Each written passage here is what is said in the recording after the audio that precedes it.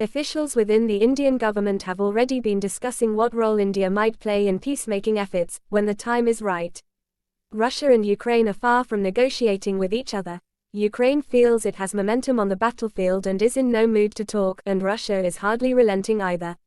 But the widespread belief is that if the fighting reaches a stalemate, and the energy crisis makes life really miserable in Ukraine and across Europe this winter, the prospect of a negotiated settlement or at least a ceasefire may possibly arise. That could open up a role for an enterprising neutral country or some small group of them to try to broker peace. Earlier this year, France's president, Emmanuel Macron, floated the idea of hosting peace talks along with India's leader, Narendra Modi, according to two Indian officials. The Franco-Indian effort never materialized. But it showed that India is increasingly viewed as a potential peacemaker with access to both sides. Were Russia and Ukraine to express interest in having a neutral third party mediate, said Jeff M. Smith, director of the Asian Studies Center at the Heritage Foundation, a Washington research institute, India would be a strong candidate with credibility on both sides. India has long tried to balance its ties to Russia and the West.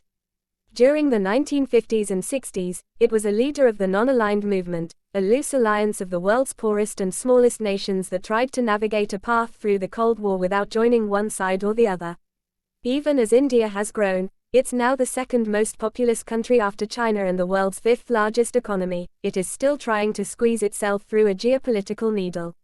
It has cultivated closer relations with the United States, but Moscow remains a trusted partner, a key energy supplier and the source of much of the Indian military's weaponry. The state of the war. Mr. Modi seems to enjoy a good rapport with Russia's leader, Vladimir V. Putin, with whom he shares certain strongman characteristics. He can speak to Russia directly, which may be why Mr. Macron approached Mr. Modi about joint peace talks. But the Ukraine crisis and the escalating tensions between Russia and the West are testing India's tightrope act. It continues to buy Russian oil, lots of it, which angers Ukraine and the United States. And it has refused to support resolutions at the United Nations that have condemned Russia's aggression.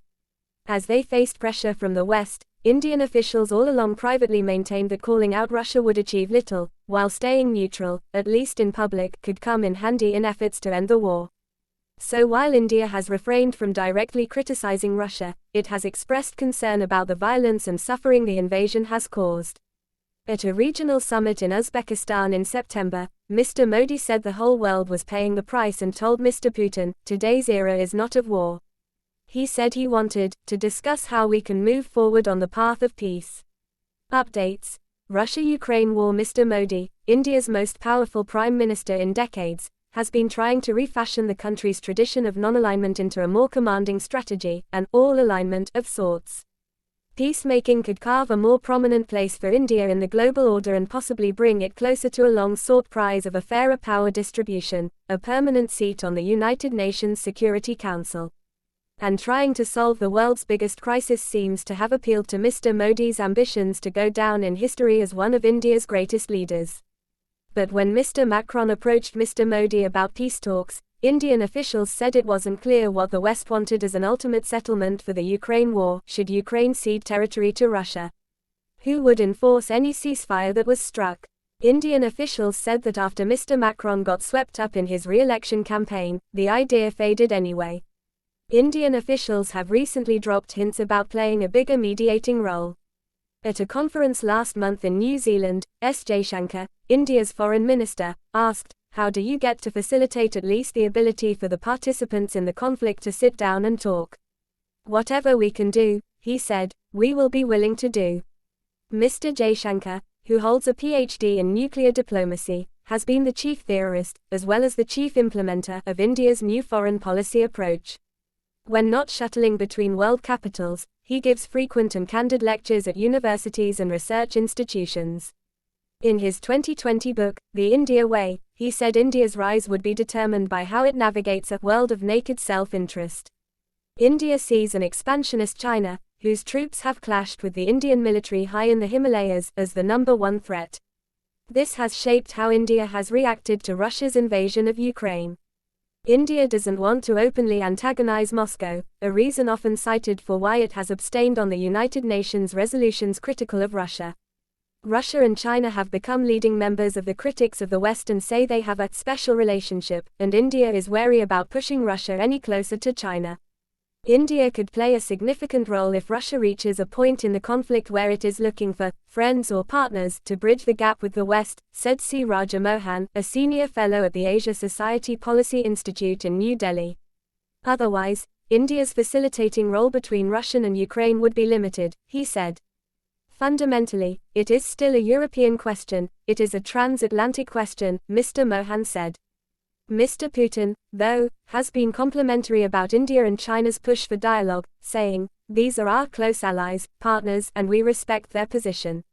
Another possibility that diplomats have floated is a joint mediation effort led by India, Israel and the United Arab Emirates, nations a sliver of India's size but geopolitical players that have similarly tried to stay neutral in the Russia-Ukraine war.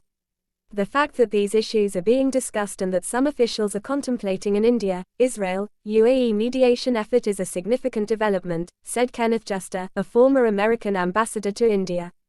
That these three countries could be working together and possibly approaching Russia to mediate its dispute with Ukraine, he said, illustrates the fluidity of the international system and the changes that have occurred in it.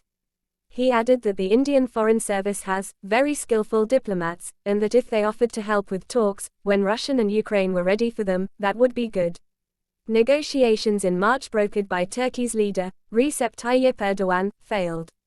Since then the Ukrainians have only suffered more. More mass graves have been discovered.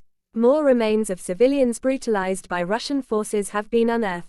More Russian missiles have slammed into cities, casting countless Ukrainians into darkness and cold.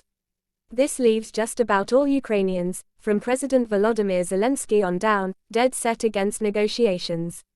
Ukrainians are also perhaps more skeptical about India, largely because India keeps buying Russian oil, which the Ukrainians say helps finance the bloodshed in their country. Yuri Makarov, the chief editor of the Ukrainian National Broadcasting Company and a popular commentator based in Kyiv, was surprised to hear that Indian officials had been contemplating peace efforts.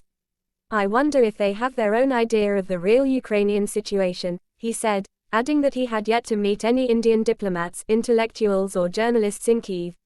His instinct, he said, was that Israel or Turkey would be better informed mediators if negotiations were to resume.